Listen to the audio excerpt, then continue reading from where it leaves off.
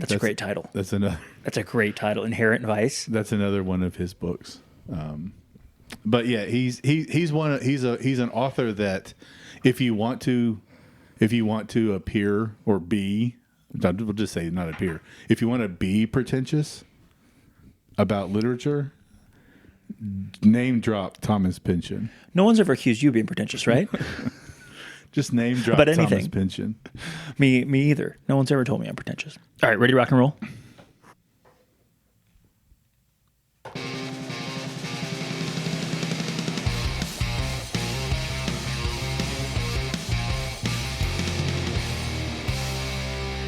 Hello and welcome to the Section 109 podcast. Here from Studio Breezy, I am joined, as usual, by Sir Mix-a-Lot. By Toby, excuse me. He's laying over here. You probably can't see him on camera. Bobble Juan, the goat, who I forgot to introduce the last two times because I'm a asshole. So love you, Bobble Juan, the goat, whose jersey is also on the wall. Matthew, Jim. We are podcasters who would love comments and likes and subscribes, all the things that all podcasters like. More than anything, I think we would love some New Year's resolutions, which no one gave. So either you all hate us or no one, we did such a good job with our New Year's resolutions that no one has anything to add. But I feel like there's going to be some good ideas we missed. So if you haven't listened to our New Year's resolutions episode, I understand it's long, but we would love to know your New Year's resolutions for CFC. Is this? Are you not wearing shoes for the foot? I just want sock brigade. So it's not black. So I don't know if Black Sock Smeller will be super excited to see this or not. But it's like grayish, so it's close. Mm-hmm. I'm not a big shoe wearer in my house. Like I don't have any problem with people wearing shoes, but like in my own house, I don't. Oh, I don't wear shoes in my own house. It's just like I don't wear shoes. I just haven't taken these off. Yeah. I mean, you guys are. I think everybody knows. You're welcome to have shoes on. Don't have shoes on. Doesn't matter. House. Yeah, I feel like I should have taken and been like, isn't like the Japanese that like don't wear shoes in houses? Isn't that the cultural thing? Yes. Like I probably should. I've be got like some that. friends whose parents or whose family was like, you as soon as you enter, shoes off. No matter who you are, shoes were off. Yeah, and you put them over on had a little side, right? Did they have like house shoes for you? No, just. Ellen and I have joked about it. I don't know, maybe so. I didn't go whatever. I didn't go like wearing like sandals and took them off with bare feet. But my grandparents had that. They had a lot of house shoes that you could wear for most everybody. Ellen and I have joked about it. If we were ever to become a no shoes household where we asked people to take off shoes, we would have to have like a huge rack Just of like a rack of Bombas or something. Sure, like any kind of house shoes. Because like you can't ask them. What if people don't want to walk around in bare feet or thin socks that feel cold? Like Yeah.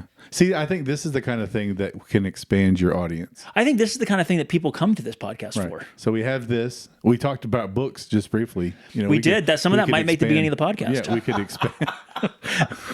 We could expand. We could expand the booktube, folks. We could talk about books.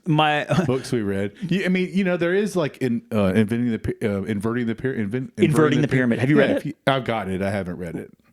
You should read it, and once you read it, or once you're reading it, let me know. I'll listen to it again. I have it on Audible. I've listened to it 2 or 3 times. It's a great book. Yeah, I've had it for a while, and it's just sitting there looking at it. It's in my stack. Once you start reading through it, let me know, because I'll re-listen, and then we can talk about it, because I think it's fascinating, and I've never gotten to like talk to somebody who's read it right after. Yeah. Like, if it's a fascinating book. Anyway, speaking of inverting the pyramid. Did you read The Club? Have you read The Club? No, what's that?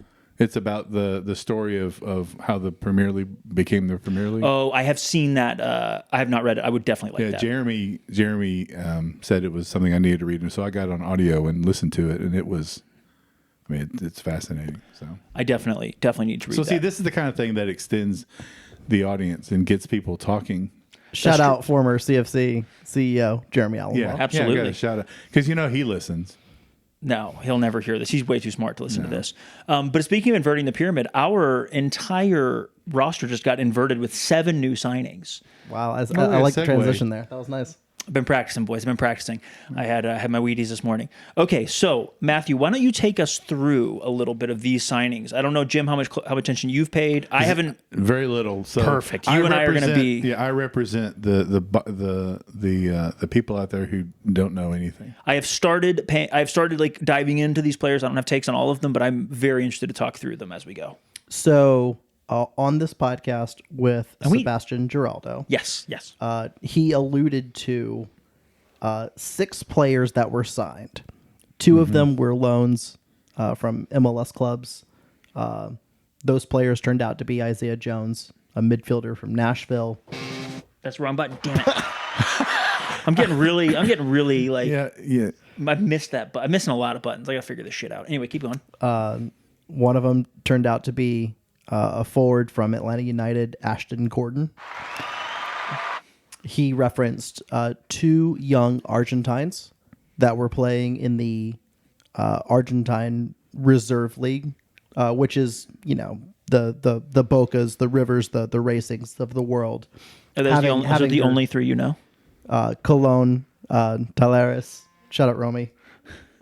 Okay. There are plenty of teams. Newell's, One of you's vibrating hard. San Lorenzo, former club of the former Pope. But we got 2 players kind of out of Argentina's version of MLS Next Pro. And then those were Alexis Arua and Junior Flores.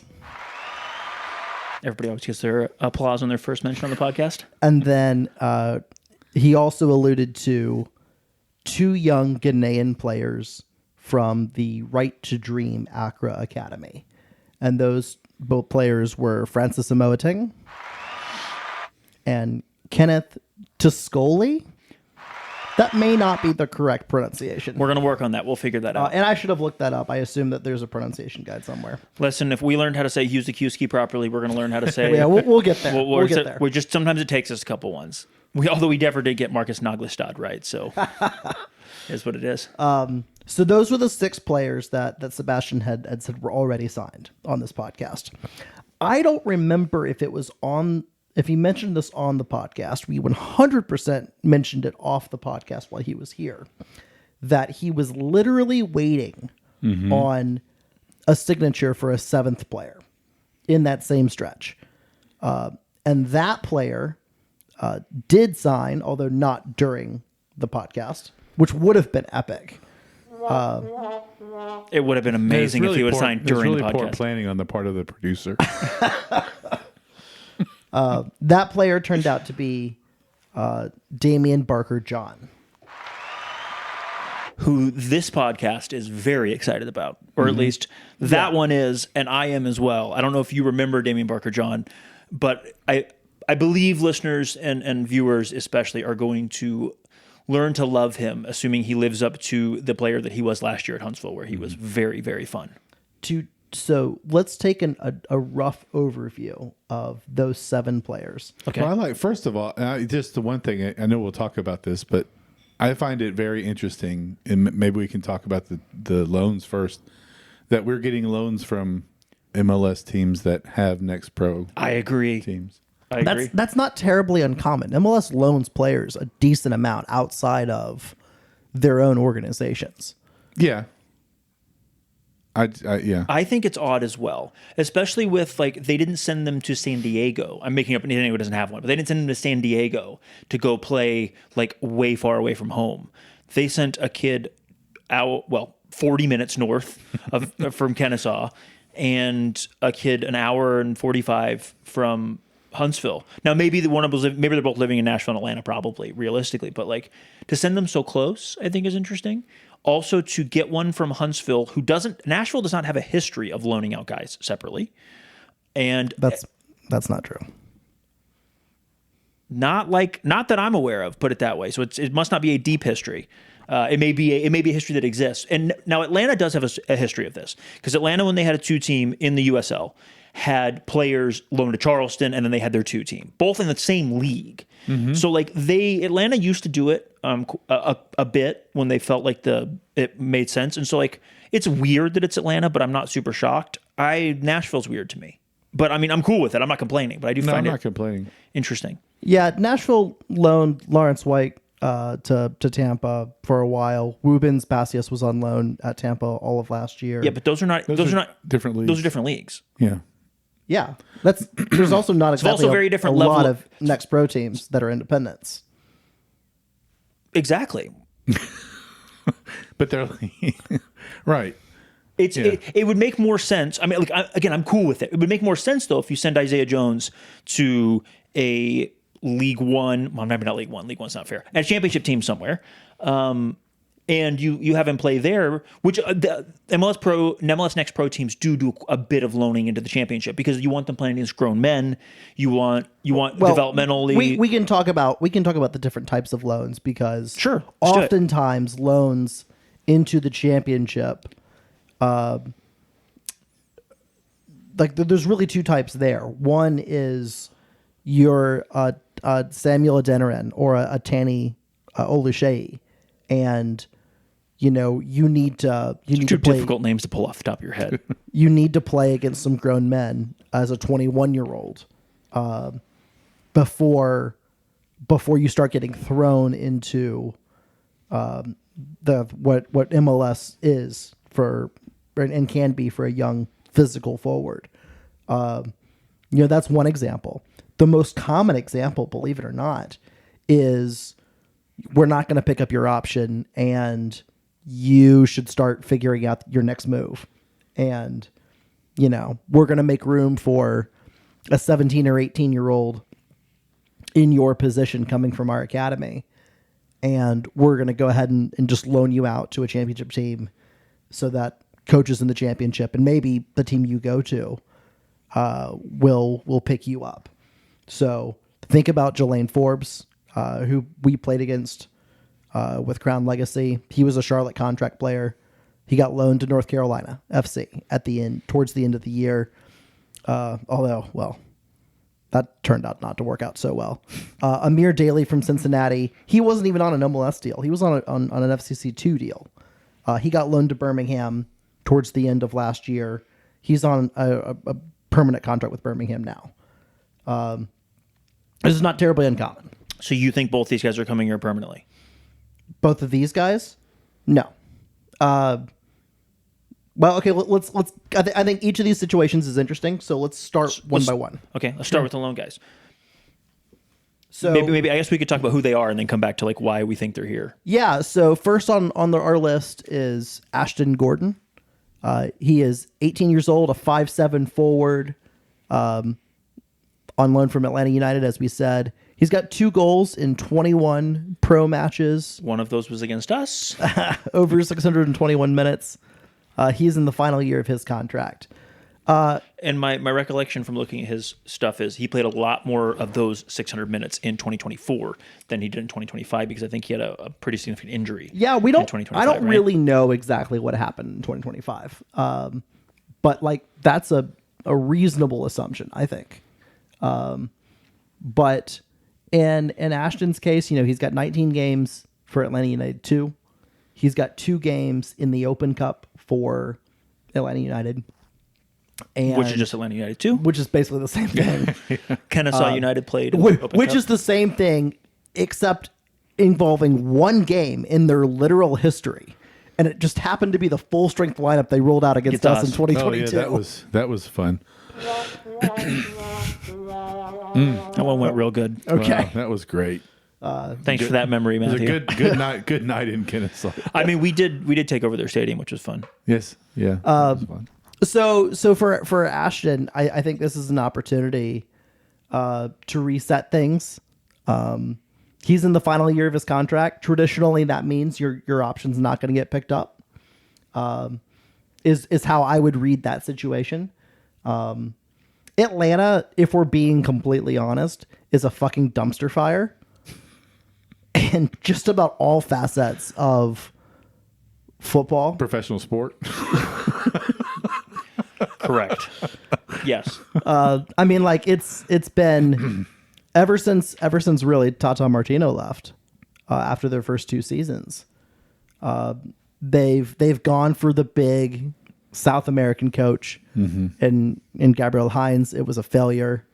They went for a big European coach, Frank de Boer, who had like one failure on his resume.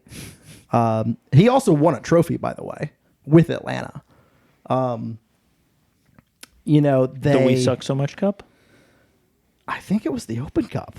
Oh. I think they won the Open Cup. but like, that was a failure. They went after the best assistant regarded at the time in MLS, and Gonzalo Pineda. Spent some money, did not go well. They did a full reset of that organization and brought in a former MLS Cup winning coach, and Ronnie Diala. That was ahead of the 2025 season. That didn't go well. I mean, it's really interesting They because they brought back Miguel Almiron for some reason. yeah, well, Vibes, yeah, nostalgia. Like, but each of those manager appointments in and of themselves are defensible. It's just that none of them work. not a single one of them I mean, worked. that's quite remarkable. They've spent more. They might have spent more money in MLS on transfers, on like as a whole. Yeah. In that time frame. This is a team that believes that they should be among, if not the best team in MLS every single year. They have a big fan base. Mm-hmm. Like, I hate Atlanta United with a burning passion, but like they've got a big fan base. Like they were really good out of the gate. They got the community out of the gate. They learned a lot of things from us, frankly, on how to do soccer right. And how to be authentic and be true to yourselves. They are reverting a little bit too far to being true to the Atlanta sports community. If we're being honest, Ain't that the truth? It's just, but it's like just this remarkable. this is the team that Maybe just, it's not about the manager. It's. I mean, like it seems to be really poorly run. Yeah. The Atlanta area is a massively talented soccer hotbed, and you've had some young talent come up and through and make it. Caleb Wiley is a great example of this. George Bello is a good example of this.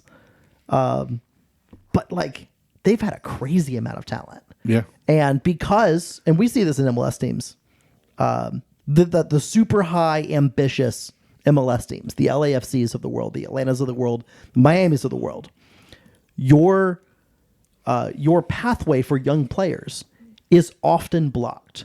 Because if you've got a 17 or 18-year-old winger, as an example, who are you going to play? Especially if things are a little bit tough. Are you going to play that 18-year-old winger who's got a chance to vault? Or are you going to play the $10 million signing who's 34 years old and looks like he's running, off a cliff? You know about Miggy Almiron? He's like closer to 30, but whatever. Jeez. The disrespect. Like, who are you going to play? You're going to play the big money signing that all the fans want to see, who remember him being literally the most electric thing in the league, and just pray that it comes together. And if it doesn't come together, it's on your head anyway. So do you think the Ashton situation is go I think play against my read of the situation is that Atlanta United is awful for development. Yeah. And any 18-year-old who happens to be around there needs to get the hell out if they want a chance. If they want a chance at breaking containment. Yeah. And that goes for a guy who, again, we're just guessing here, but like missed most of 2025. So whether there's an injury, whether it was whatever, like that's a player that needs something different. Do you think this is putting them in the shop window, or is this Because they have two more. It's lower division soccer. Every year is a shop window. But they have a couple. This is last guaranteed year. This is a contract year. But Yeah, also, okay. they have a couple options on him, don't they? Atlanta does have a couple options on him. okay? Which they do for every young player's gonna have like, options in their deal. You typically don't loan out a player in the last year of your contract. In the last year of their contract, when you're expecting them to get their option picked up and play more. Right, it has happened. You're putting them out. You're putting them out for people to say, "Hey, this is what he can do. You come by him." So whether that's Yes. Or soft landing spot, because if it doesn't, let's say the development doesn't continue, and this is in quotes, right? He doesn't block the development of a 16-year-old they might be prioritizing at the Atlanta 2 level. And if he does well enough here, they can always call him back. If he doesn't do well, they've given him a soft landing spot here or wherever else. Yeah. Is I think where you're going, right? Yeah. Which I do think makes a lot of sense. Also, I don't care how you get here. I just want you to be good. right. But 18 and on an MLS deal, like I like There's that. talent. There's I gotta like be that. talent. Yeah, This is a player. There's talent when there. he was Yeah. when he was 16 years old. They thought enough to put him on an MLS deal, Yeah. right? So like, there's clearly something there. And regardless of the circumstances, like sometimes players need a fresh start. Something Sebastian said on the podcast is that these two MLS guys, we didn't know who they were, now we know who they are both young, very talented, and we think that if development goes the way we think it could be very different players in 6 months, which is, I mean, hell yeah, sign me up for that. Where do you think he plays? I mean, he's 5'7". He's not. That's not a target 9. So. Believe it or not, he played center forward against us. Did he? And he scored. I think that profile is very clearly as a winger. Yeah. I don't know, and one of the reasons I say that Or it is could be, I guess, if you could be a 2-man. A 2-man. Yeah. But I always think like if you are small and fast, and I don't know for sure if he's small and fast, but it seems like from the very small amount of highlights that I could see, like he can move pretty good. That tends to, at the next level, quote unquote, I can't see him playing the forward in MLS or the forward in USL Championship or the forward in X. So he could be a 2 certainly, but I would guess that he slots in on he the can play wing. a false 9, I guess. He could play a false 9. I mean, Messi did it at 5'5", so like weirder things have happened. Yeah. But I would just think also Matthew has a thing. Messi's, you can find one of them. You can find a Messi. Just Yeah, I mean, and can he do it in a cold night in Stoke? Can he do it in a cold, rainy night in Chattanooga, like, on the turf? I mean, we'll never know. But the thing Matthew's been saying all offseason is like attacking band players, like players that can probably play across the attacking in any of the attacking positions potentially. And I think this is one of those guys that like you probably just figure out where he slots in. But I think winger is where my mind goes. Is he righty? Right-footed. I think so, but I don't know. I'm hoping left winger. That's my like An inverted left winger. Yeah, I'd love an inverted left winger. And some of the we one thing we saw, if folks will remember, and I think it's important to remember, what we saw is we saw a guy get cut. I don't know Anthony's full situation, but he got cut out of Austin 2, come here and immediately change our team. Mm-hmm. There are guys that just need to change the scenery. Yeah. And a guy that may or may not have fit that's on an MLS deal. Like there definitely was some talent, as you said. There's definitely some ceiling there, and like this makes me very excited because whether or not he works out, of course, I hope he works out. But whether or not he works out, it is a reasonable bet to take, and very cool. Sebastian was coy about not telling us how much of salaries, whatever. Right? We made the point like, I said like all salaries are usually covered, and he was like, well, I wouldn't always say that. So I don't know how much of the freight we're picking up, but this should expand our ability to get assigned other players as well, because you would think Atlanta's picking up at least a portion of the freight. I would say a large portion. You would think would be the if we're taking a loan, if we're taking a loan from an MLS team, a large portion of the freight has to be picked up for it to make sense for us to be able to expand our budget. So do we know? I know this came up. I think I saw somebody asking it. I don't know if it was in the Chattanooga Slack or if it was on Twitter. Can he play against Atlanta too? we don't know. We assume so. Okay. I would be willing to bet yes, but like you never know. We had Gavin Turner last year's the only loan we ever had, and we haven't had a. We didn't play DC United's 2 team because they don't have one. So until the Maryland Bobcats resurrect as DC United's 2 team, Right. Yeah.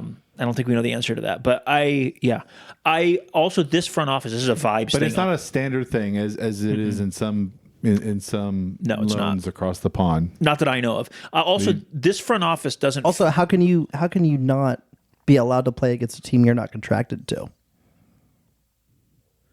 because he'd be contracted to the first team, not the second team. Oh, I see what you're saying. Yeah. I just don't think guess. I just don't think they care. Also, again, vibes wise was where I was going with that. They probably don't care. They definitely don't care. Also, vibes wise, I just can't imagine this front office like letting that be a decider.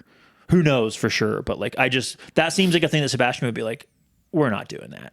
I don't know. They're just vibes wise. That doesn't feel like a thing Sebastian would agree to. But I could be wrong. That's a total guess. Yeah. I don't think anyone in this business has even thought that far ahead. That's an incredible. Also, we know that's an incredibly English perspective, Well, Italy does it too. But and the English are bad. But that's usually an Italian team loaning him to another Italian team in the same league, and which would be different. Also, I think that just Atlanta definitely doesn't even barely know that Atlanta 2 exists. Kennesaw doesn't matter to them. So yeah, I can't imagine that. Any other thoughts on Ashton? No, let's move on. Hell yeah! Welcome to Chattanooga, Ashton. And 18. One of the themes of this is I think we're getting. Ellie wanted us to get younger, so we have more of an age curve. Yeah, well, we got younger. Yeah, we got younger. All right, next one up. Well, she wanted like middle schoolers to get like an average. She wanted an average age of like 18, which. Yeah, people are free to be wrong. I mean, to be love fair, you, Ellie. You're our friend. To be fair, she said 18 to 20, but. Yeah, I think that's crazy, but everyone's got goals and what you want people to be. Right. Also, half these signings, that's the average age, so maybe she got what she wanted. Yeah. Next one up is Isaiah Jones, a 5'10 midfielder. He's 19 years old, on loan from Nashville SC. He's got 1 goal, 1 assist in 45 pro matches over 2,060 minutes. His contract ends with Nashville in December of 2027. Yeah, so this one is different. Why, Matthew, than the other one? The other loan. Yeah, so Isaiah is... this one's different for a couple reasons. Number one, Nashville's MLS Next Pro team is out of market. It's Huntsville, right? So it is number one, very interesting that he is being loaned for a full season to a team that is not they're out of market Next Pro team, which means that if you think about it, Nashville is actually harming themselves in the salary cap. And not like truly because supplemental roster spots and homegrown players are on the supplemental roster. Those players don't actually count against the cap. But by loaning him to us, and I'm going to tell you straight up right now, we just talked about this, we're not picking up the full amount of his contract. Because we're not picking up the full amount of his contract, Isaiah Jones will remain on Nashville's roster in a homegrown spot on their supplemental roster, which means they have 1 fewer roster spot in their supplemental roster that they can carry for the entire season, for as long as he's with us. You can open up a supplemental roster spot by loaning him to your own Next Pro affiliate team, and you'll automatically be covering the full salary because you own the same 2 teams. Yeah. So they are making an active choice in that particular moment. That's interesting. Second thing that's interesting is that he's under contract through December of 2027. And he has a lot more minutes in his career thus far as well. Yeah, he's played for Huntsville now in 3 different seasons, in all 3 seasons that they've existed. And no, on the face of it, 2,000 minutes is not a ton for 3 seasons. But the fact is that he's gotten those minutes already. And something that I think is interesting about him is that I think he's gone through a bit of a well, let me put it this way. From the outside looking in, it appears that his development in Nashville and Huntsville and whatever is going on there is not working out because, he played maybe 12 games in 2023. Shoot, he might have been 16, 17 years old. He was a young player then. I think he was 17 when he started at right back against us in our first ever Next Pro game. No, actually, he didn't start at right back. That was Julian Gaines. But when we went down on the road a few weeks later, I think he was starting at right back then. He played actually at right back a bunch at the beginning of the 2024 season, even though he's a midfielder. And then he's played a little bit in midfield from then on, but never. If you've got an 18-year-old, I mean, this is MLS Next Pro we're talking about. If you've got a 17, 18-year-old homegrown MLS contracted player, those guys just play for the Next Pro teams. They just play. They play, they get better, they make some mistakes, but they just play. And that's not really been the case here very much. If you think about Huntsville's team last year, first off, they were really, really good. But that midfield was, by and large, average age 23. And I just wonder, like, what's going on in the developmental process between Nashville and Huntsville? Because it's not like they have a lot of like Nashville contracted players like playing. You know, they have 2 guys on home run contracts that would get some time with Huntsville, but like not really. And by and large, not at all. Like Adam Sipich scored against us on our opening game in MLS Next Pro. And, you know, if you look at the underlying numbers, he had like some really, really incredible numbers and also the yips. And they eventually just jettisoned him out to the sun. You never saw him again. Like this is you know, an 18-year-old, 19-year-old, like a good forward, you know, especially for this level. Just stop playing him. Like there's something going on there,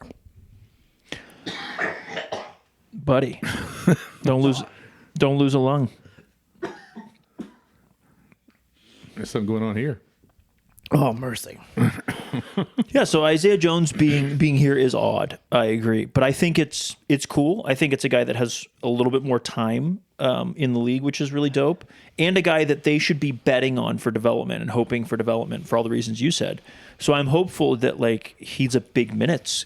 I think he has. Getter. I think he has an opportunity to be a key player for us. Yeah. Because I said all of that. This is a guy who's 19 right now. I'm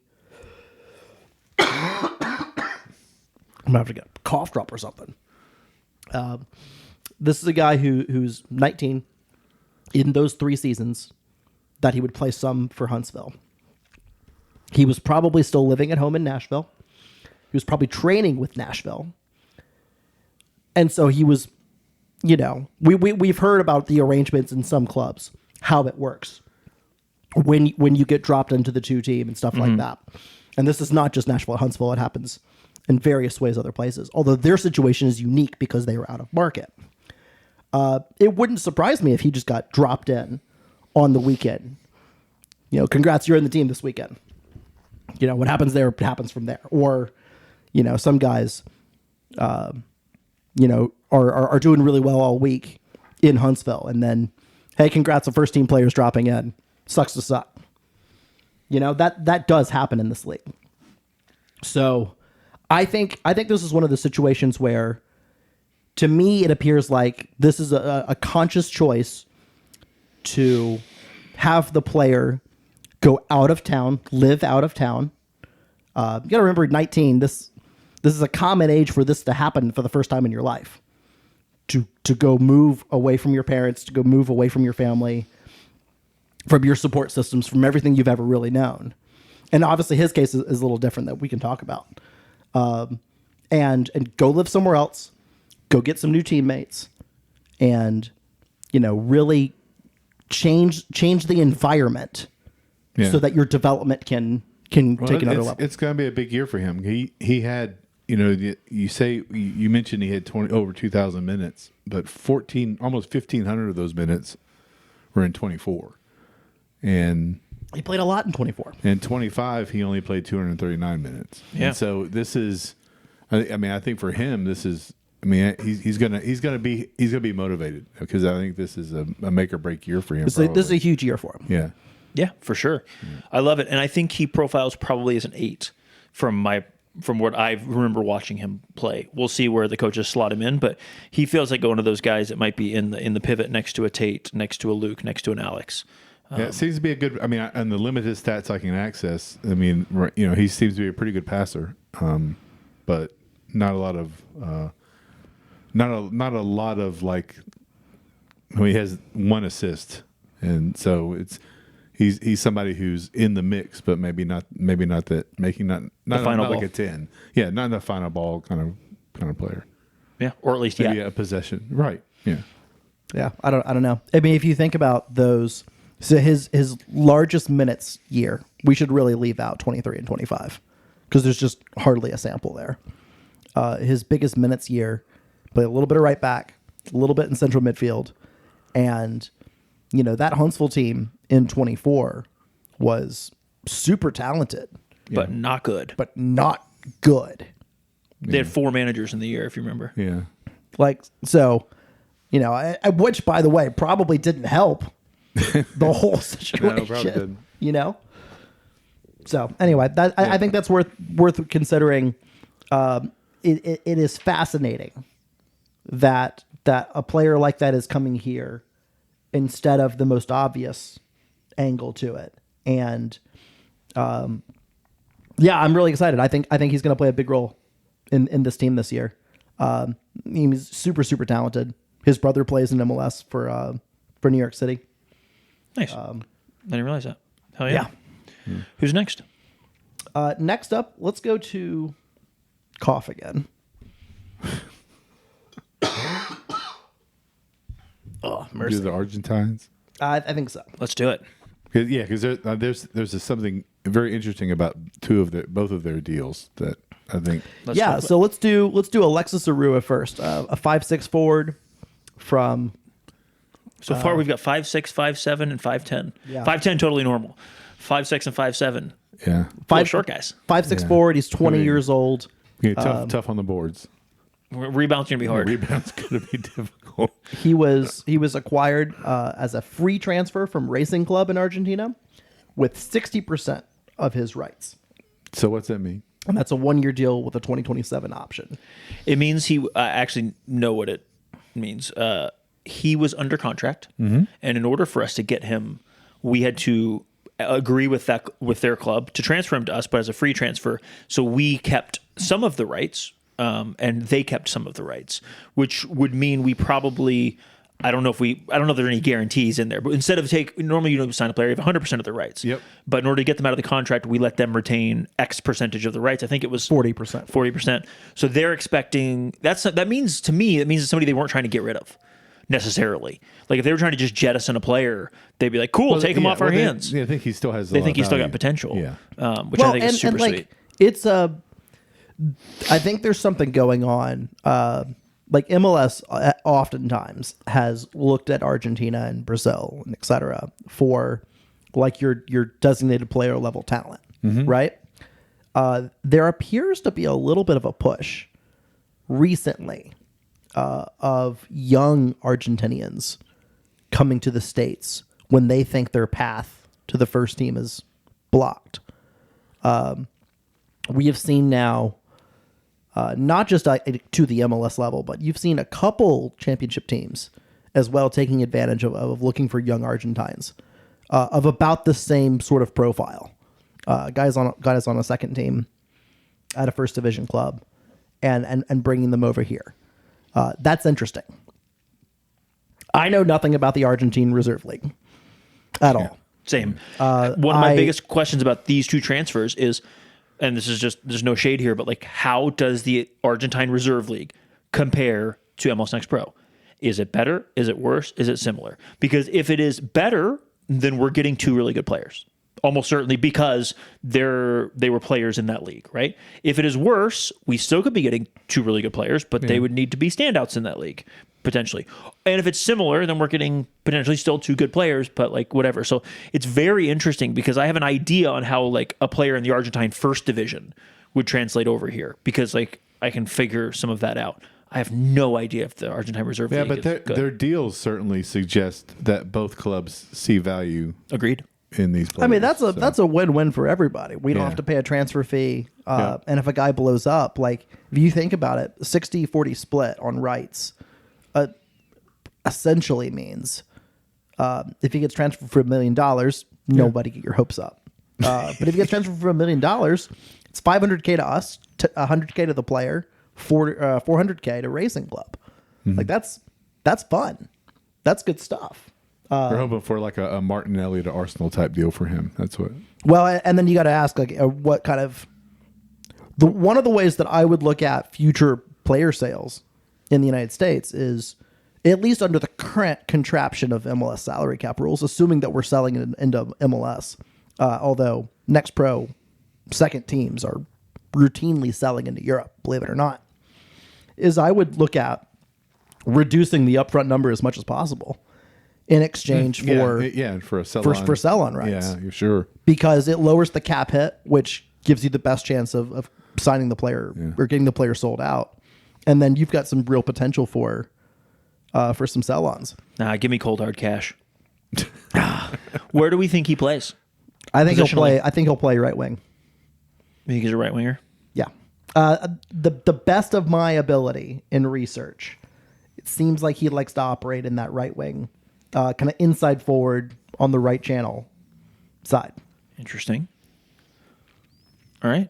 But that's really all I have. There's not a lot of. And this is the first of our international spots that we've in this group of signings that are going to have a bunch of international spots. This is the first one we talked about. It's an international spot. The other two guys are domestic, as far as we know. Yes. So this is an international spot. So that's a big deal for us.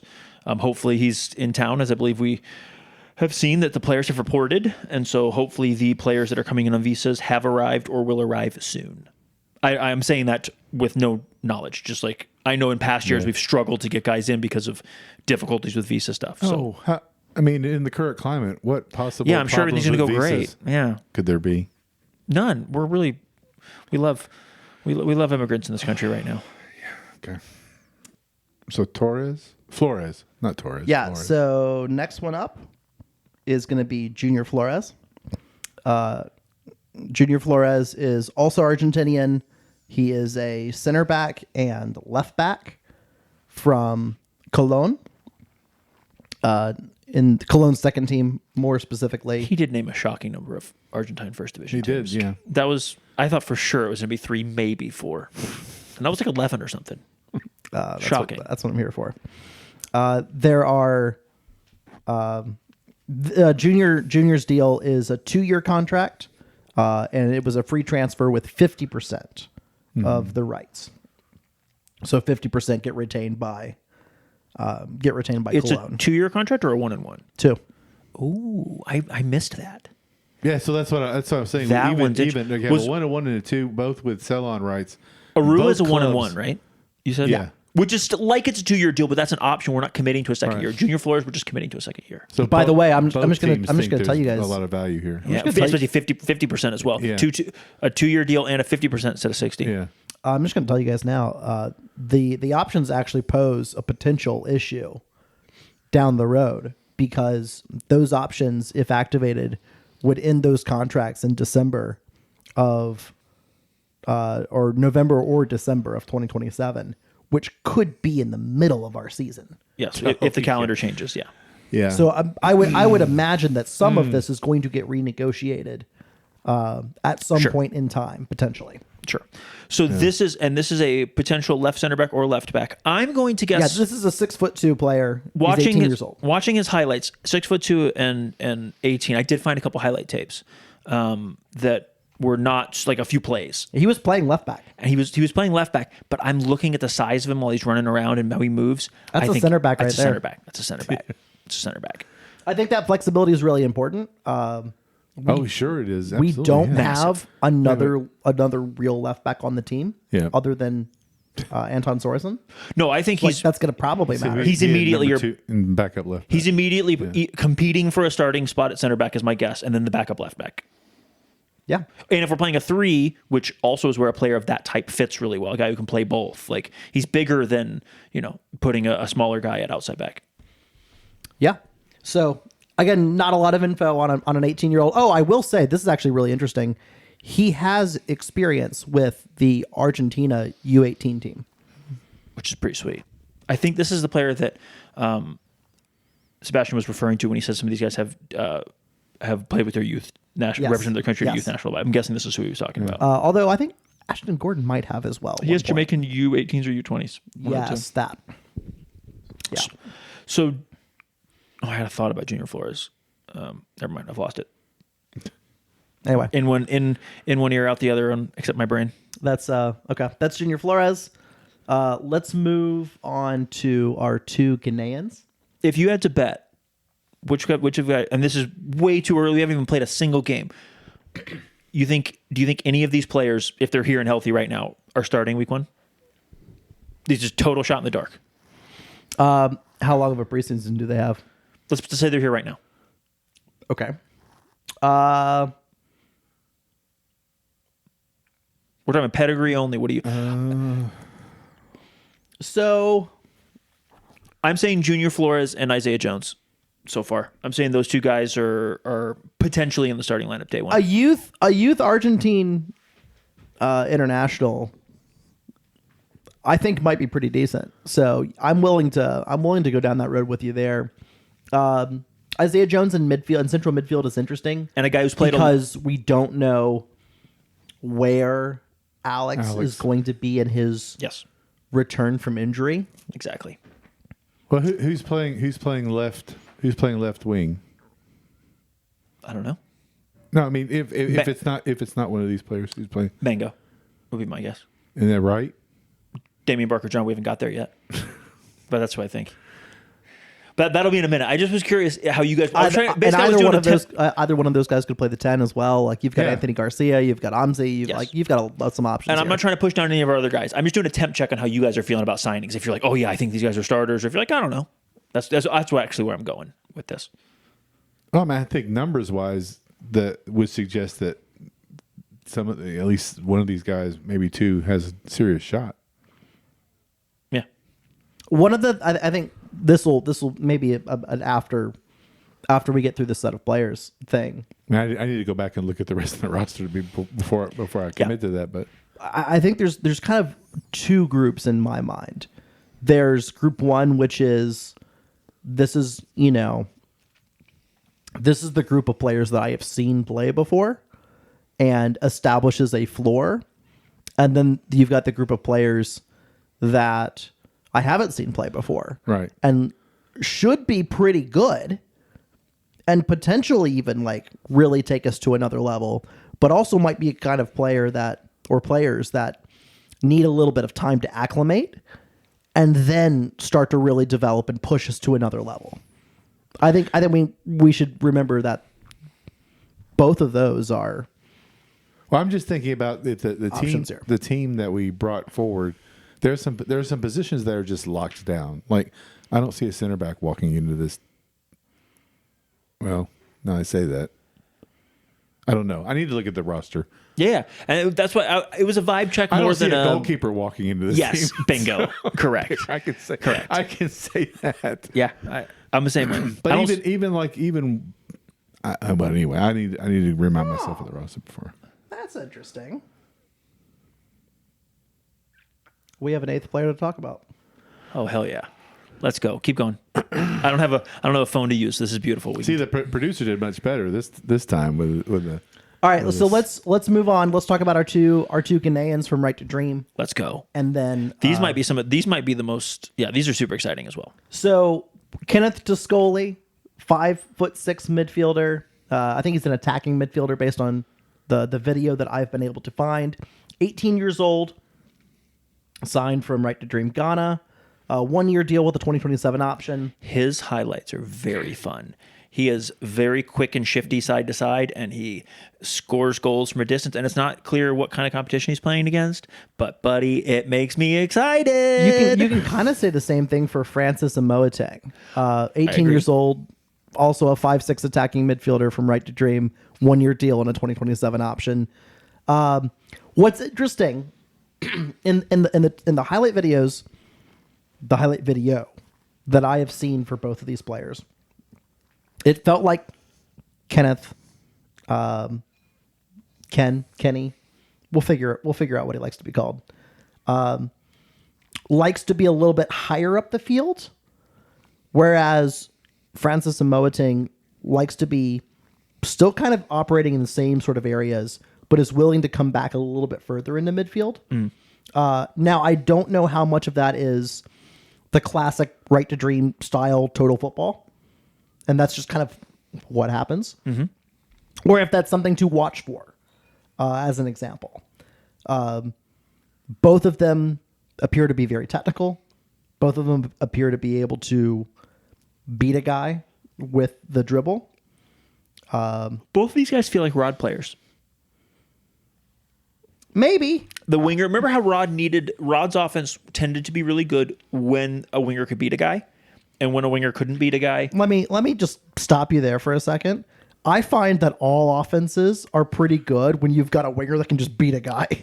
Okay, that's fair. That's fair. I'm just saying, like these dudes, total football wingers that can beat a guy feels very raw in a good way. So I don't know how much of Right to Dream's thing is they want players to come up playing this sort of football, and be able to play it forever. Like San Diego plays this way, but like I don't know if Nordsjælland plays this way in Denmark, as an example. I do know that they have a bunch of players coming through this academy that can play any number of styles of football, including the most direct it gets. Yep. So I really don't know. Like, we're talking about 18-year-olds, two different 18-year-olds from Ghana, from a very good academy, an award-winning academy. But like, They did not publish in that any sort of shared percentages, unlike the Argentinian players, correct? no. So 1-1s, no shared possession. That doesn't mean we're not trying to. Doesn't mean that we don't expect them to be sold, but it does mean that they maybe were at different contract situations. That's interesting. Yeah, I don't know. And there's no transfer fees or anything in them as well. Nothing that's mentioned. And I don't know how much. Like, if there's some, if there are like some agent fees that progress as you sell a player on or whatever. Like we don't know. I did notice that when we did the release of those two players, Right to Dream was a collaborator on the Instagram posts. So like they kind of did the release together, which was cool. Yeah. And I followed Right to Dream at that point, and anyway, it was cool to see like very clearly. I shouldn't say very clearly. I assume that the Right to Dream is very excited for them to be here, and like that's cool. I mean, this opens up a brand new market for Right to Dream. For right now, they've got academies in Ghana. They've got an academy in Egypt. They've got pro teams in Denmark, somewhere else too. In San Diego. They've got the new MLS team in San Diego that had massive amounts of success. They are opening a Right to Dream San Diego academy. That is, San Diego FC's academy. And these are players that I would assume would be, I mean, we see this in MLS Next Pro, right? Young, 18-year-old, super talented foreign player comes to Next Pro team. And, sometimes they make it to the MLS side, sometimes they don't. But like, this is a thing that happens regularly, right? I would assume that these are the types of players that would go to San Diego's Next Pro team. If they had one, which they don't. My understanding is they're not going to have one until their academy class reaches a certain point, which is legitimately going to take 4 or 5 years. Interesting. So that's 4 international spots in a row. Yeah. Unless one of these guys secretly has a green card, we don't know about it. And like, that's going to max us. That's 4 international spots. That takes all 6. Remember when Sebastian said we're out of them? 7. Yeah. That's all 7. That's all 7. We're out. So who are the other 3? Farid, Eldon. No, not Eldon. No. Farid, Darwin. And it'll come to me. Shoot, who is it? I don't know. There's somebody. there is a player. Yeah, there's a player. Forget who it is. Okay, so those are those. Now let's talk about the one that I am personally most excited about. And I'm excited about all of these. This is the one that we have the most in-league data on. Yes. Damian Barker-John. Yeah. So Damian Barker-John is a player that was contracted the last 2 years for Real Salt Lake. For Real Monarchs. Oh, he was a Real Monarchs player. He was not on an MLS deal. Correct. He was on an MLS 2. He played for 1 year at Real Monarchs. Yeah, with a brief stint on loan at Phoenix Rising. And then he played, which is great. And then he played 1 year at Huntsville, but on loan from Real Monarchs. Yep.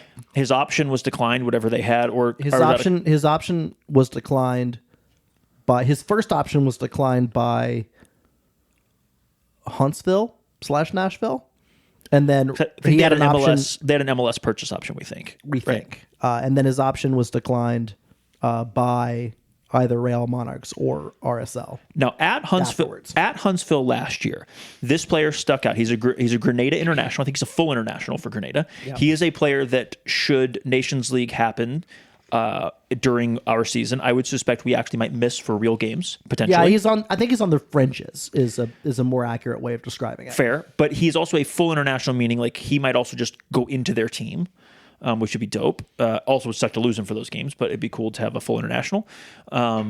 He really made strides during last year. We noticed him when he came in. Matt's been, I like how I'm talking about him because Matt's the biggest DBJ fan. But watching him throughout the year, Matt noticed him. I noticed him some. Matt noticed him really. And then as the year went on, he became more and more dangerous off the bench, mostly at the occasional start. And then by the end of the year, the last, call it ballpark 10 games, he was just the starter with Kofi on one side and him on the other side of a 4-2-3-1.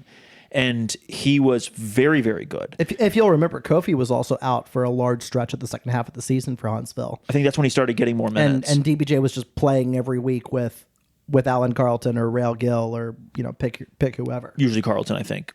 Depending, Carlton also played in the center. But point being is he was a really good, big contributor on a really good team that we saw 4 times last year. And the fact that he's coming here, for me, a couple reasons that makes me excited. Number one, he's 21 years old. So he has a high ceiling. He's still young, but he has a little more experience than some of the other guys. So it's like a wonderful balance and mix there where like he raises our ceiling. He also raises our floor from my perspective, less of a lottery ticket. You could argue some of the guys we've already talked about are lottery tickets. At 18 years old, very bad at predicting development. We don't really know what an 18-year-old is going to become. He's 21. He's been a really good player in this league. I think he's a day one starter for us, assuming he's healthy. Yeah. And I think he raises our floor. I think when something you mentioned earlier that I completely agree with is that I think you have a certain number of players on this team age-wise that are floor players. Like they're good players, but like they are who they are on some level, or their floor of what they are is really high and they have some growth they can do, but the floor is really high. And then you have some of these young guys who maybe the floor is low and the ceiling is super high. Maybe the floor is reasonably high and then the ceiling is also high. He's one of those guys who has a really high floor and a really high ceiling, and I am super, super excited. This offseason, until we signed him, I was a bit nervous because I felt like we hadn't signed any like nailed-on starters in a while. And it's like, man, I'm worried we signed just a bunch of guys that the guy who doesn't actually matter in this, has no idea if they're any good or not. And this is a guy that I just think is going to be, he could be a top third East winger in the whole East, and I don't think it'd be a surprise. And that's, I think, is just huge for us. And I'm really, really, really stoked. And I think we'll see him mostly on the right wing. He's got some versatility, but I think we'll see him mostly on the right wing. At least that's where I think he's best. And if you watch his highlights, if anybody watches the intro post, you can see him getting out in transition, playing out of pressure, and then dribbling through pressure against everyone. He does it against us. Poor Milo the admin team did Milo very dirty by putting that in there. He did it to Philly, who were notoriously difficult to play against multiple times, where he turned in traffic. I think there's one against Red Bull where he turns in traffic, who won the East. And we're not talking like makes a turn, gets dispossessed, gets the ball back, and like comes out of traffic. We're talking about turns a guy, flips around, and beats him. And it's something that one of the things we couldn't do last year when we got beat back and pushed into our own half, we couldn't get out. Yep. And Damian Barker-John can get out alone by himself. Yeah. And I think as part of a more cohesive plan to be able to get more vertical, to be able to get out on the break, and not only, he's good in other situations too, but I am so excited. I don't want to build him up too much. I don't want to say he's like the savior of our whatever, but I just think with him and Tate on the right side, that's a formidable. I don't know which midfielder is going to be on that kind of half. I agree. Or you could see Tate in the midfield, Eves on the right side, who in his highlights is very overlapping as well. Yeah, so that's you have three right-sided players. That's a strong right side. Very, very much so. Depends who we get up top. Depends who plays whatever. Depends who plays on the other wing. But I'm very, very stoked about this one. Now, Matthew, I've talked about your boy for a while. How are you feeling? Because this would, if listeners, I'll little peek behind the curtain. I think if any realistic non-MLS signed player in the league, this would have been your guy, right? Yeah. This is the guy that Matt said, like the second that it came out, because roster news goes public, the second DBJ hadn't been signed, Matthew is texting me like, DBJ's available. And it's real. Yeah, so there are players that we play against in this league that you look at and you go, that guy is, he's 24 years old, really freaking good player. You look at a guy like that and you're like, yeah, you're going to go to a championship team for like $80K a year. AKA, we don't have a chance, right? Right. There are players that you look at, they're just like, okay, that's not going to happen. Or a guy that's, he's going to be probably a really good MLS player one day, or maybe next year, or whatever. Then there are players that you look at who are 20, 21 years old. DBJ was in his age 20 season, just turned 21.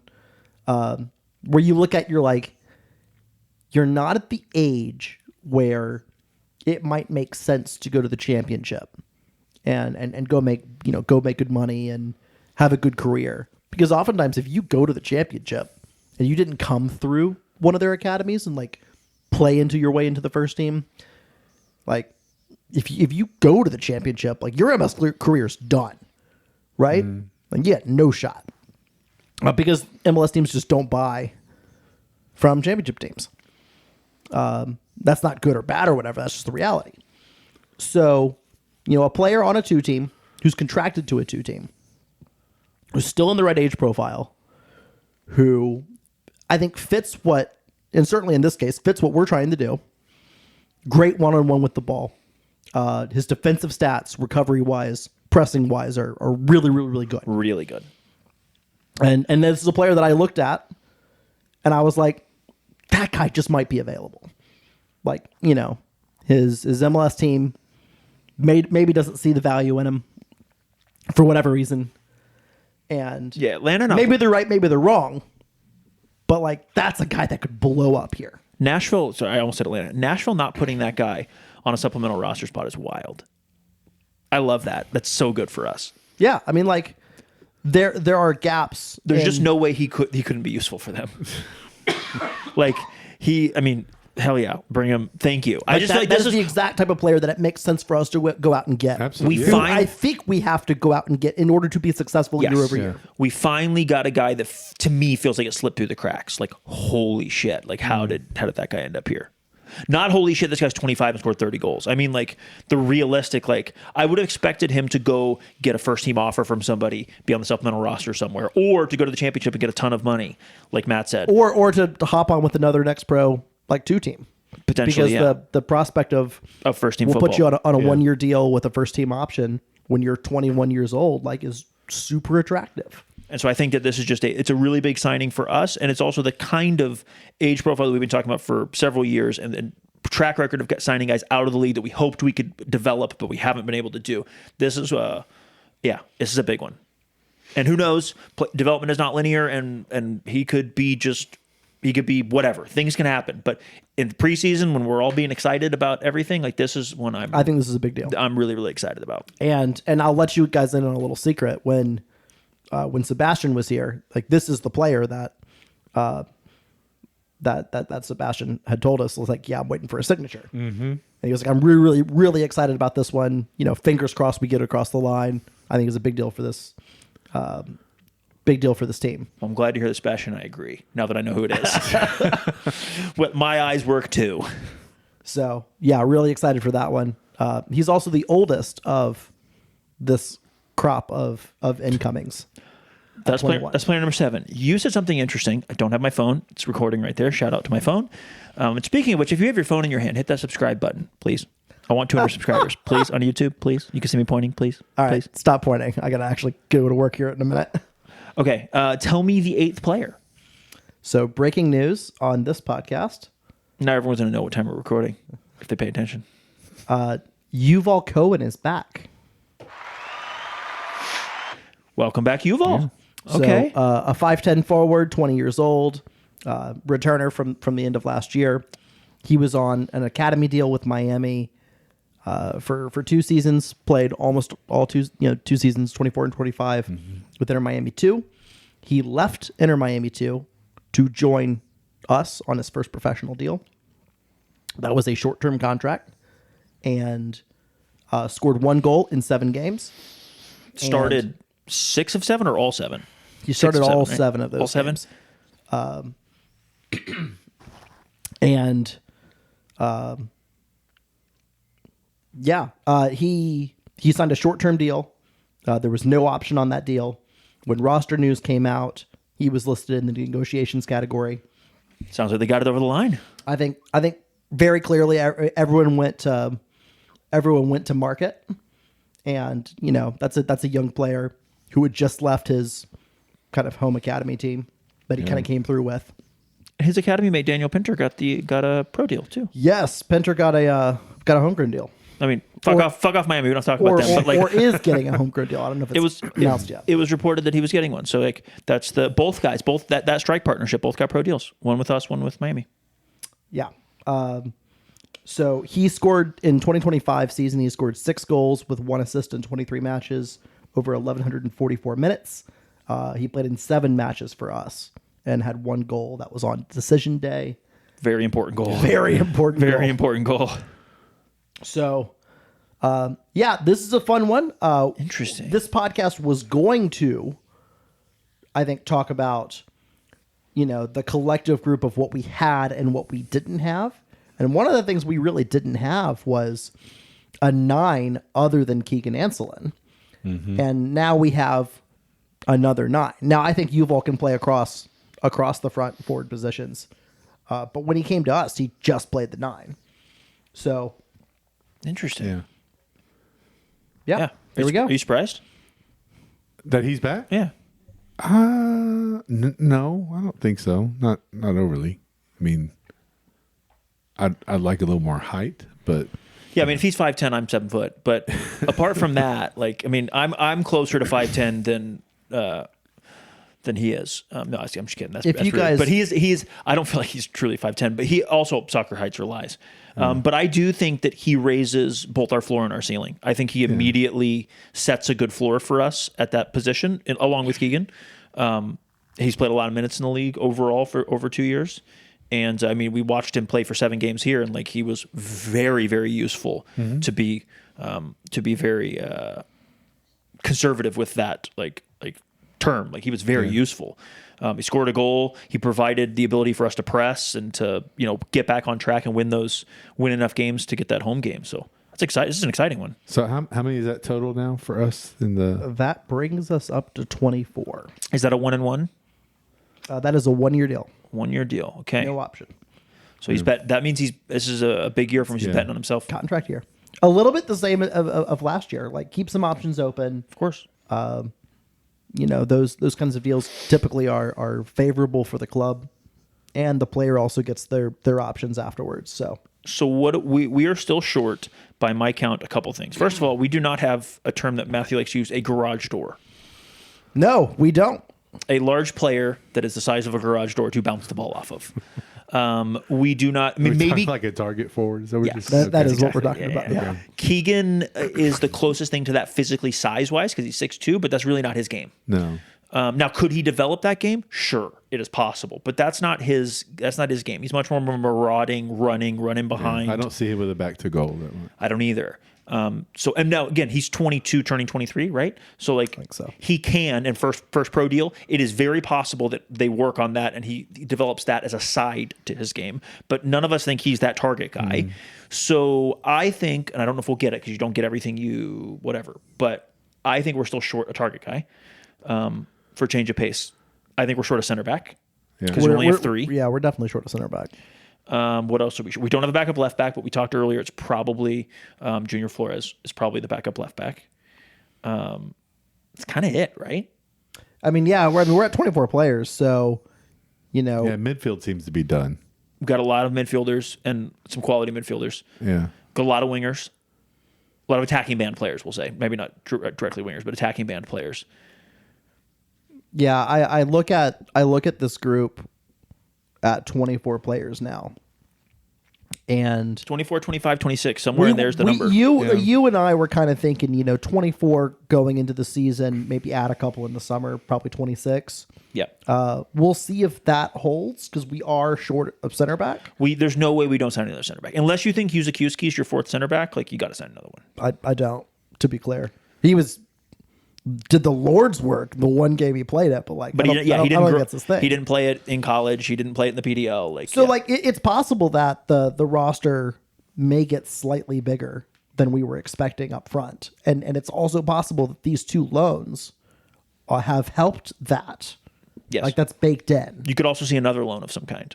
Yeah, I mean, like I think when we, I'd have to go back and listen to our podcast with Sebastian. He said, But like I would, he said maybe one or two more. yeah. I listened the other day. So I'm trying to figure out a way, just so everybody else. I'm not just re-listening to our podcast 6 times. I'm trying to listen to Sebastian, and I'm trying to figure out a way to make a single longer clip out of that episode, but I haven't figured it out yet. So yeah, if you think about it, we're at 24. We need a center back. That would be 25. Let's say maybe a loan. So like, I mean, we got to be close, right? We got to be close at least for now. It also probably means this signing most likely means just straight numerically, probably not getting the garage door. Probably not getting that target forward. Yeah, I mean, I think those are realistic Numbers, just number of players wise. I think realistically speaking, your hope Keegan takes another step in his development and that he can become.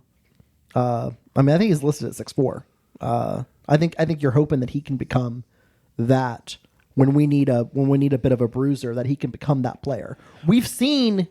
Or is it Fareed for the last 5 minutes of the game? Yeah, I was gonna say, we could hire we could get a Actually, you know who it is? Nick center Spielman. back. Yeah, I was gonna say a center back that we could throw up top. I'm telling you, it's. By the way, he was a target 10, not a target 9. Fareed is shockingly good in the air. Like, he's right at, like, he's 6 foot tall. He's not super tall, 5'11", 6 foot, whatever he is. Like, he's not super tall, but he wins like all those balls. So he's your guy up top. He's your guy. He's your center back. I think you need to put some respect on our third leading scorer last year. It's Nathan Kohler. I think Nathan Kohler in that situation, Nathan Kohler is staying on the back line to keep us all organized. You're sending Fareed for, but I'm cool with either one. To be clear, either one I'm good with. I can see Fareed up there doing the Argentine flick onto somebody. Incredible stuff. So yeah, a breaking news player announcement on the podcast. That's always fun. That crop of 8 players brings us a literal like 50% more than we started. The month. Yeah, that rules 8 players, which is fun. Jim, will you read something for me really quick? Are you on our show notes that I don't have pulled up? I can. Yeah. Will you just read the 2024, 2025, and then 2026 age numbers there? Which is now out of date because we didn't include Yuval. I don't have Yuval included in there. That's fine though. It'll fit. So 24. The average age was 25, 24.9. 25 average age 24.1. 26 average age 22.3.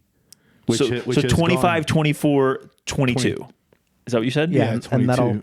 Which will go down. Slide down slightly. Which will go down a little bit. So we're at maybe just 22 even.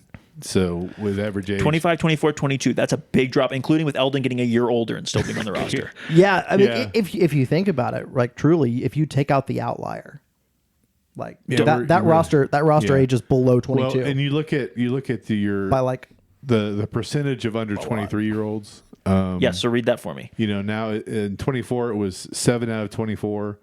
25 was 15 out of 29, and then 26 before Yuval was 19 of 23. So that is now 20 of 24, and that 83%.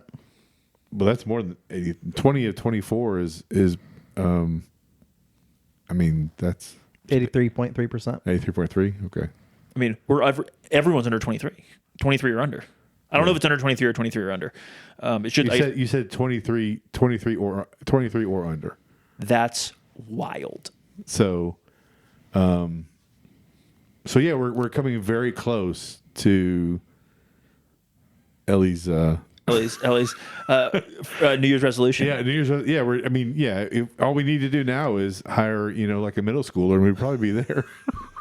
If we just buy a middle schooler. Look, I mean, I look at this group. Is Kevin Sullivan on the market? He's a middle schooler. I look at this group, and this is very likely going to be the most talented team we've ever had, with also very likely the furthest distance from the beginning of preseason to get to that talent. Yeah. Because we've still got, like, we talk about the age curve in this podcast. I think we're going to live a little bit of that over 2 weeks before preseason starts, right? No, less than today was first practice. Yeah. So No, I think what he's saying is a bunch of development has to happen in order for that talent to be. Oh, Yeah. I thought you meant getting him in early. Oh, I mean, no. Like, I think this team is. I think this group of players is crazy talented, at a level that we've never seen before. But they also are going to have to. They are the furthest away at the beginning of preseason. I see what you mean. Okay, to that potential. It's just simply on the age curve side. Like they've got a lot of growing, a lot of development, a lot of learning. There's a large number of players that have never been a pro before. So what you're saying is you don't see us averaging or a pro away from averaging home. 2.5 points a game for the first 10 games. I mean, it'd be fun as hell. So but I don't know if that's true or not, and we don't have a ton of time because Matthew's got to get out of here and whatever else. But like, I do think you have a certain number of players that are like that are set pros that have been here for a while. I mean, we brought back a reasonable number. Now bringing back Yuval's another one. I'm not saying we're going to start out gangbusters because I think that's much harder to do than whatever. But I don't think it's out of the question because if you think about it, if you make a best 11. Which I've done on my phone in my notes app of like, hey, guys that are coming back, or I added Damian Barker-John because obviously he's been in the league. Like, you look at last year's lineup and this year's lineup. Yeah. It's not that different. And we started out very hot. So like, I wouldn't say we have to give up results for development. Now we may give up results for development potentially because 18-year-olds are more likely to make mistakes than 25-year-olds because they have not made the mistakes prior and they haven't learned from those mistakes, right? So there has to be some grace for these young players to develop and to have some time to hit their heights. But also, like, I don't know. I think because we are a team that has to win, I don't think we can look at the rest of the league and go, maybe we do, but I just don't think we do this. Look at the rest of the league and go, we're smarter than you. We're gonna get better 18-year-olds than you can get. I don't know that we can do that. So I think that we have to take our bets, our lottery tickets, so to speak, on these guys and go like, hey, this guy can hopefully play. All these guys have to be able to play. But like they are who they are, but they may become a $1 billion lottery ticket, not literally billion, but just a production lottery ticket. But you're buying a lottery ticket. We have a group of those guys, the 2 Ghanaian kids, the 2 Argentinian kids, and the 2 loans. Those 6 guys are all different kinds of lottery tickets, like different levels of whatever. 2 MLS guys, very high ceilings, right? The 2 Argentinian kids like should be some pretty high. I mean, we talked about why we think they're high talent. The kids from Ghana are from an academy that produces a ton of talent. Yeah. So if obviously we hope all 6 work out, but that's not how soccer works generally. You don't go 6 for 6. But if we go 2 for 6, but 2 of those guys are real good for us, and you've just leveled up your entire team. Yeah. And the top and potentially the top end talent of the team. yes, that's the difference. Goes to the stratosphere. So we'll see. I'm excited so far about the roster build, especially because of, again, we talked about DBJ, adding him into it, which adds a proven starter in to these lottery tickets, to the guys we brought back, which is a really good core. We'll see, but I'm excited to see everyone play in the preseason. Matthew, why don't you give us a quick rundown of the preseason and the 2 games that we are likely to be able to see if you're a season ticket holder. There are 2 games you can probably go to. Yeah, let me just do this really quick before we hit preseason and get out of here. Okay. There are 4 players on this team that were born before the year 2000. Well, you didn't have to say that. It's Eldon, it's Alex, it's Tate, it's Fareed. Those 4 guys are undoubtedly going to be a part of the leadership group. So one of them remembers 9/11 is what you're saying. One of them. Yeah, correct. And Oh my God. yeah, you're welcome. My older son was born in 99. So So neither one of your sons remember 9/11. No. And your older son is the same age or is older than how all these kids. Yeah, the whole team, which is When's your younger son born in? 2002. So he's the same age basically as like most of these kids. Yes, absolutely. Not even most. The older ones of these kids, of the non-elder he would be statesmen. old. My old. younger son would be an elder on this team. Oh, that's crazy. That is disgusting. This is taking a turn. Jim, we are old is a thing. Well, I am. I don't know about y'all, but I'm older than everyone on this team but one person. And if you take him out, I'm way older than everyone. My point in saying that is that I think those 4 guys are going to have a different job as leaders on this team than they did last year in a lot of ways. There were young players in the group last year, right? yeah. But the sheer volume of 18 to 20-year-olds now makes more than a third of the team. In fact, it's probably closer to half. Which I think is we're gonna need some real. I mean, maybe a slightly different kind of leadership from our captain and from our. Mm-hmm. I mean, you're dealing with 18-year. I mean, it's just different. This is going to be a big, tall task for Eldon, obviously as one of the leaders, but like for Fareed and for Alex. Yeah, I mean, this is a different kind of ball game. I mean, the number of new brand new pros, and they're teenagers, and a bunch of them are going to be new to this country, yes, and adapting to this country. How fast? And so, like something Matt has said before, that all of those things are big kind of X factors. You just don't know. I'm a really big Goss theorem guy, which is yes. This is what I was going to say. With a new player to the country, they can be super talented. They can be big money. They can be all these different things. If you bring a player to a new country, a new culture, a new league, you've got to let them have 6 months, just to figure out, yes, to get comfortable in life. Mm-hmm. And we can joystick players around all we want, but we have to remember that they're human. Yes, and you think about if you went to college and you went away from home to college, you think about potentially moving to a different state at the age of 18 or so, making new friends, establishing new routines, maybe doing something in terms of your classes that was harder than you had to deal with in high school, maybe not. Your entire life upends, and it can take. I mean, how many people go to college for the first time away from home and bomb out the first semester because they're just trying to figure out like that life is different. And they have some freedom. Mm-hmm. Maybe they have too much freedom. Yeah. And they need to establish, a new routine and a set of rules and order. We have to be prepared to let a lot of these young players coming here for the first time to learn and grow. And, undoubtedly that might mean that a mistake gets made on the field. Yeah, well, and off the field. I mean, sure. Like all of this is possible. Yeah. But that's why I think the but if we're going to be so a team, important. yes. If we're going to be a team and a club that promotes and is a landing spot for young, talented players to move on and get better and grow as people and as players, like we have to be prepared to build a team that has veterans, which we do, that has some first year and second year college players that have done a little bit of this before, and then have that space for those younger players that can give us some real ceiling potential at the end of the year. Yeah.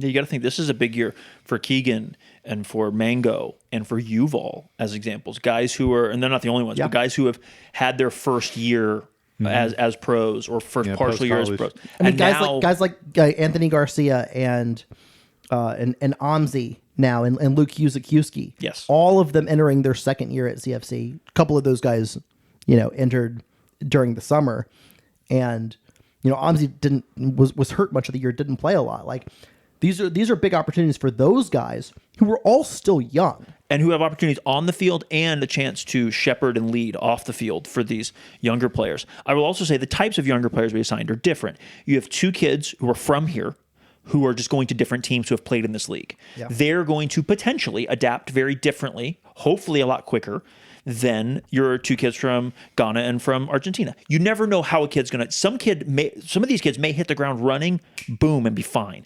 Or they may find refuge on the field. Off the field might be tough for them, and on the field might be easy because for whatever reason, that's how it works. Or off the field, they might fit in terribly, and therefore on the field, they fit in poorly for a while. Because like you said, the 6 months. So got to give all the guys some grace and some time. But hopefully, we've signed a balance of different types of players that can contribute at different times, and we have enough lottery tickets, so to speak. And I mean lottery tickets with good things. With lottery tickets for chances for kids to come good and really like little bet becomes a really important thing. And we have enough of those that hopefully a couple couple, 3, 4, whatever the number is, can come good and can really change the trajectory of our season. So that middle season, that thing that Ellie complained a lot about, and correctly, that middle of the season, if you have some guys that are hitting a stride, that are making a difference, man, how cool would that be? Well, I have bad news for everybody, even Ellie. We're going. I don't know when it's going to happen, but we'll have a run of 5 or 6 games where we don't like the results. That's just the season. So I fully expect to have a run of games where we sit here and be like, oh, here we go again. But I agree. I just hope it's not 11 this time. It's how you well, yeah, it's how you right. You don't need 11 of them, but also, if we get a home playoff game again, yeah, it doesn't really matter. It doesn't really matter, does it? Yeah, it doesn't really matter. But this is the other reason why I think that the building is going to be really important. I mean, having them all kind of live in the same place. I mean, it's gonna be like a residence hall on a college campus. I mean, it's the leadership that the senior players are going to have to take with those younger ones is going to be so very, very important. Yeah, exactly. 100% agree. All right, Matthew, take us through the preseason. Let's talk about preseason and get out of here. So up first, it's like he doesn't want to see us anymore, Jim. I know. He's really excited to get up there and talk to his friends in the state legislature. Capitol. He is a very important guy. Yes. Yeah. I'm really just trying to watch the football game tonight. Who cares? Football? I thought that was over. Well, it is for Alabama. Possibly forever. Forever. We're going to give up football. Well, you're a basketball school now. Yeah, you were a basketball school now. All right, Sunday, January 25. We won the national championship for cheerleading just this weekend. So congrats, buddy. Yeah, you did it. You're doing great. We did it. Put that in the sorority documentary. We did it. Bama Rush hashtag.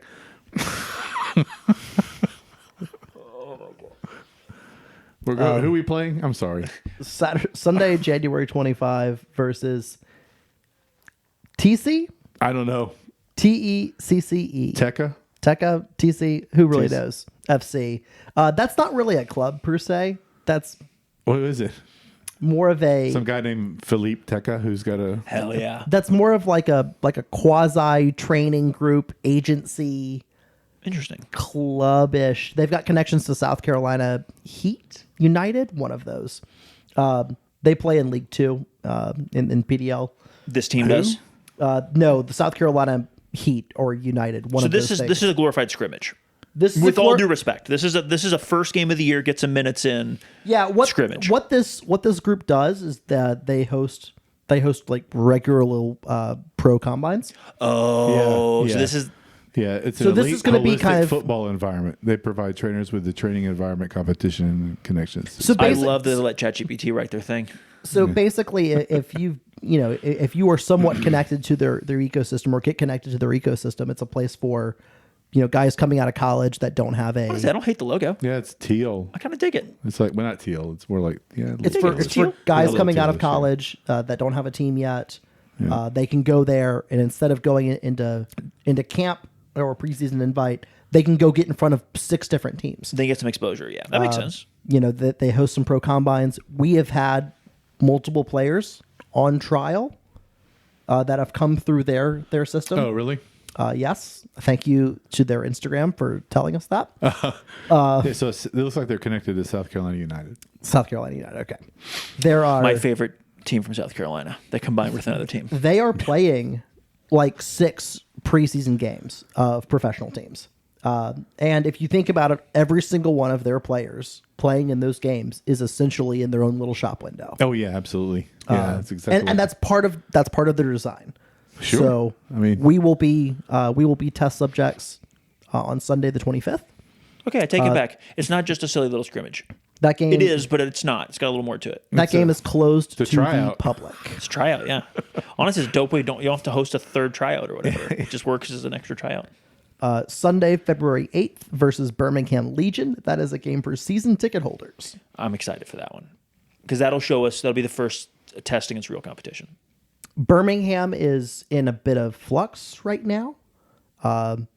They hired Mark Briggs, good coach, longtime manager in USL at Sacramento. That team was not awesome last year. Yeah, they lost one of their sparks. One of their 3? Yeah, one of their 3. That was a Matthew little bad pun. And they're going Lost through their sparkle. they're going through a bit of of some change in this offseason.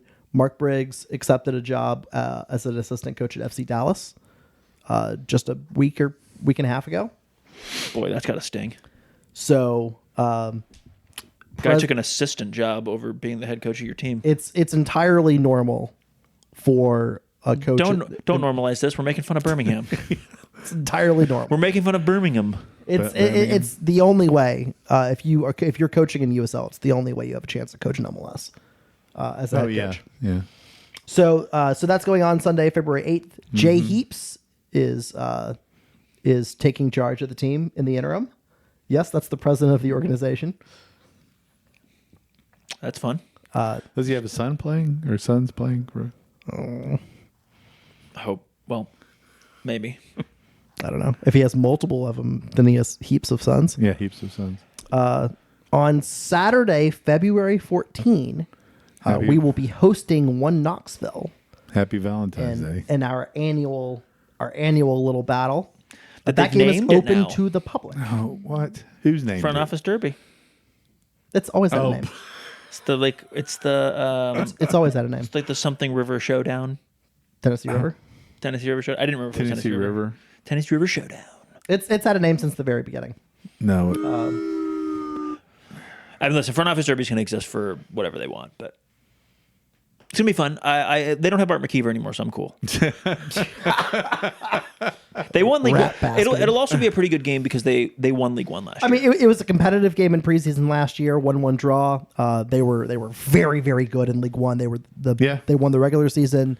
They won the playoff. And they were not violent last year in the way they were violent in other preseasons trying to hurt players. I mean, there was like 2 bad tackles that I wanted to kill them for, but you're going to have 1 or 2 bad tackles. It's preseason, like you got Not trials in 35 there. straight bad tackles. Yeah, the Mark McKeever way. Yep.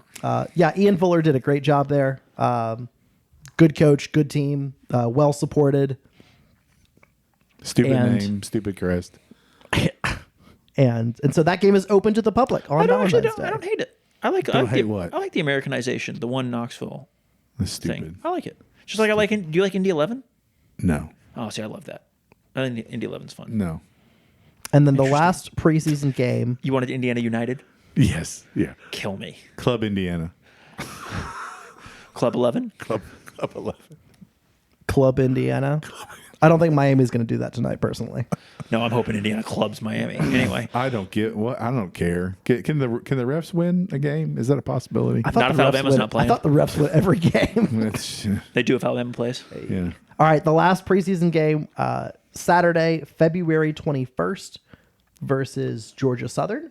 Those Eagles. Georgia Right? Southern just Eagles. had a fantastic season in college soccer. I think probably their best season in school history. They had a player taken in the 2nd or 3rd spot in the MLS draft. Generation Adidas player. They had another player taken So in where the in second MLS round. is he playing? MLS Next Pro, I mean. I forget. I don't know. New York? Didn't New York? New York took the guy that was in the second round. Okay. I think the other guy was maybe Dallas. I don't know. So he's not playing in the East, so he doesn't count. yeah, Only guys playing in the East count. their coach there, Lee Squires, has done a fantastic job, and So that was closed though, right? We can't. and that one is Is closed. it here closed? Yes, all 4 games are at Finley. Oh, interesting. That's cool. No, I mean, I'm gonna go to those. I'm gonna go to the 2 open one, not the 2 season ticket holder You're ones. not going to crash the Birmingham Southern one. Birmingham Southern would be hilarious. I mean, not Birmingham Southern. Birmingham is Georgia Southern. Birmingham's RIP. Birmingham. RIP. Yeah, Birmingham Southern is. All right, Yeah, so we're not playing them. we Playing the ghost of Birmingham Southern. You're right. so those games are happening. The last preseason game on February 21st. That's incredibly early compared to normal. Yeah, because when do we start? Like March 21st? March. My God, no. I have on decent authority that Next Pro is starting the weekend following, which would be the weekend So like of the 28th? February The 28th? 27 through 27? March 1. 27, 28, March 1st, somewhere in there. So, according to the Carolina Core Instagram, Oh, that's the right. the schedule, It's the coming regular out on season the schedule 21st. will come out on the 21st, which is a Wednesday. That's when you drop all your big news. I wonder if their Twitter admin is in trouble for telling everybody that. Not that I care. So we should have the full schedule out very, very soon. This is an earlier than ever start in MLS Next Pro. Assuming that date is correct. Assuming that date is correct. Earlier than ever. It also like the MLS schedule is starting a little earlier as well because the league is breaking for the World Cup. Oh, yeah. MLS Next Pro is not breaking for the World Cup. So, cool. Full speed ahead, just like before. I need you to not Die. Yeah. Lose a lung. I mean, yeah, exactly. Yeah. We'll see. Hoping he doesn't infect both of us. All right, listeners, viewers, thank you for listening. Thank you for watching. We love you. We will catch up with you soon. Peace.